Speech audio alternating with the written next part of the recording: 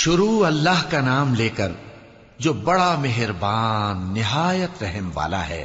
اے نبی صلی اللہ علیہ وآلہ وسلم، اپنے پروردگار کا نام لے کر پڑھو جس نے تمام کائنات کو پیدا کیا، جس نے انسان کو خون کی پھٹکی سے بنایا۔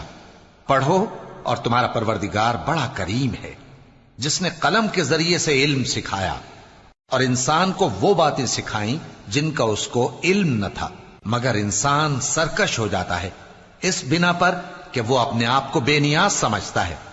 کچھ شک نہیں کہ سب کو تمہارے پروردگار ہی کی طرف لوٹ کر جانا ہے۔ کیا تم نے اس شخص کو دیکھا جو منع کرتا ہے، یعنی ایک بندے کو جب وہ نماز پڑھنے لگتا ہے؟ بھلا دیکھو تو اگر یہ راہ راست پر ہو یا پرہیزگاری کا حکم کرے تو منع کرنا کیسا؟ تو اس کا انجام کیا ہوگا؟